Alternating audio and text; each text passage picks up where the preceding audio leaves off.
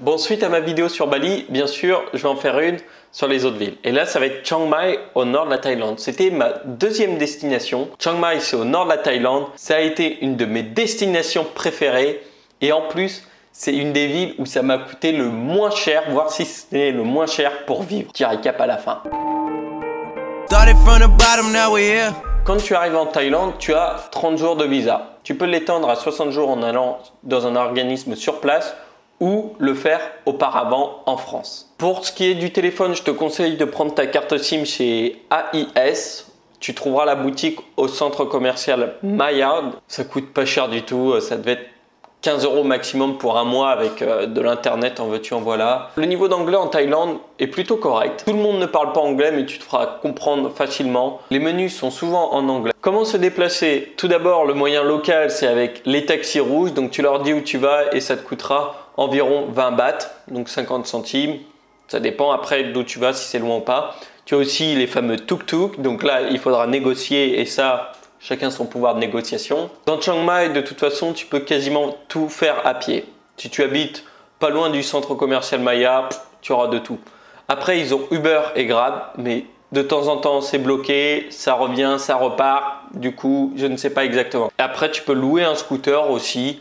Et j'avais même un pote qui avait loué une petite bicyclette. Au niveau de la politesse, je me souviens pas de choses en particulier. Il faut toujours bien sûr respecter les temples et ne pas non plus être trop extravagant. Pour les hôtels, le nord de la Thaïlande, c'est plutôt accessible. Je t'ai mis Agoda dans le lien de la description et si tu cliques dessus, tu as directement accès aux promotions parce que c'est en général avec ce site-là que tu auras les meilleurs prix. Après, pour le long terme, tu peux avoir Airbnb, mais c'est pas ce que je conseille en Thaïlande, c'était plutôt cher et donc le mieux c'est de te prendre une ou deux nuits d'hôtel, d'arriver sur place, de marcher dans les rues et de s'arrêter dans les condominiums. Donc en fait ça va être les immeubles ou autres parce que des fois tu as juste 3 étages et là tu demandes dans les guest house, bien ça va être le prix pour le mois et tu essayes de négocier. Là, tu trouveras facilement, sauf si tu arrives dans les périodes de pointe. J'avais fait une vidéo des 10 choses à faire. Tu l'as ici. Bon, ok, elle est en anglais. Mais tu peux faire plein de choses. Autour, tu as des temples à gogo, mais partout. Il y a plus de 300 temples, je crois. Tu peux aller te balader dans les rizières. Tu peux faire des randonnées. Tu peux faire du rafting. Après, en activité journalière, tu as le yoga, le muay thai. Il y a des salles de sport. Du coup, vraiment, il n'y a pas de quoi s'ennuyer. Pour les digital nomades, Internet, c'est vraiment au top. Tous les cafés ont le Wi-Fi gratuit et en général c'est plutôt rapide. Ils ont de la fibre à 500 mégabits seconde, donc là c'est vraiment très rapide. Pour bosser, il y a plusieurs coworking space. Moi j'allais souvent à Maya. Maya c'est le nouveau centre commercial et en fait le dernier étage, tu as un espèce d'espace de coworking, mais c'est pas vraiment un espace de coworking étant donné que l'accès est libre et Internet est gratuit si tu as comme opérateur AIS. C'est ouvert 24 heures sur 24, 7 jours sur 7. C'est vraiment parfait pour bosser, gratuit. Après, tu as les autres espaces de coworking que certains vont préférer qui sont un peu plus confortables. Mais là, tu devras payer soit à la journée, soit au mois. À toi de voir. À Chiang Mai, c'est vraiment une des plus grosses communautés de digital nomades que j'ai vues. Bon, d'ailleurs, il y a beaucoup d'arnaques qui vont avec. Ça a été un peu des épisodes qu'on avait vus. Mais j'ai pu assister à plusieurs conférences. Certaines étaient intéressantes, d'autres vraiment pas du tout. Donc, il faut savoir faire le tri là-dedans et dans les relations que tu auras aussi parce qu'il y a beaucoup de profiteurs. Je préfère autant le dire. Mais il y a une petite communauté de digital nomades français qui est aussi assez sympa. On se retrouvait une fois par semaine dans un bar et c'était plutôt cool. Pour les sorties, eh bien, à Chiang Mai, sache que la plupart des bars et des boîtes de nuit ferment à minuit. Et c'est pas plus mal, comme ça au moins tu es prêt pour ta journée du lendemain. Mais bon, sache qu'il y a quand même d'autres boîtes qui ferment à 3h, 5h.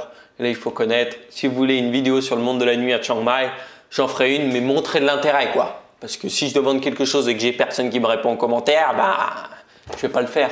Les mois à éviter, c'est février et mars. Parce que c'est le moment où ils vont brûler toutes les rizières. Et donc, du coup, tu as des très gros nuages de fumée et l'air est presque irrespirable à Chiang Mai. Sauf cette année, apparemment, ils l'ont moins fait ou en plus petite quantité en étalant. Et du coup, mes potes qui sont restés là-bas m'ont dit qu'ils n'ont pas eu de soucis. Les coûts, voilà, on va enfin parler pépé. Pour ce qui est des repas, manger dans la rue, j'ai déjà trouvé à 50 centimes, même 1 €. Du coup, je pouvais manger pour moins d'1 € dans la rue avec un repas tout à fait convenable. Du coup, tu peux étendre jusqu'à 2 € en allant au resto tranquillement. Une bière te coûtera entre 1,50 € et 2 €, donc c'est pas cher. Pareil, ils ont leur propre alcool local, c'est pas cher non plus. Ça te coûtera environ 150 € pour un studio et après si tu veux aller dans un plus grand niveau de confort, ça pourra aller jusqu'à 300 €. Un mois à Chiang Mai m'avait coûté 700 €. C'est vraiment pas grand chose. Sachant que le logement était à 200 € à peu près, je mangeais tous les jours dehors du matin au soir. En plus, Chiang Mai, c'est l'endroit où je sortais le plus le soir. Et c'est une des destinations qui m'a coûté le moins cher. Du coup, c'est pour ça que j'adore vraiment cet endroit. D'une part pour la culture, d'une autre part pour la bouffe. Et la troisième partie, c'est parce que j'arrivais à être bien productif là-bas. Et en plus, je faisais régulièrement du yoga et du Muay Thai. Du coup, Kapung Krap, Chiang Mai. J'espère que cette vidéo t'aura plu et surtout que je t'ai donné des bons conseils pour Chiang Mai. Si tu veux d'autres choses pour les prochaines vidéos, n'hésite pas à me dire en commentaire. Je pourrais en faire d'autres, ça dépend des sujets. N'oublie pas de me lâcher un petit pouce bleu pour t'avoir résumé tout ça. Et bien sûr, si tu veux faire de l'argent et voyager, abonne-toi et moi je te dis ciao, à demain. Débrouillard jamais, jamais, jamais.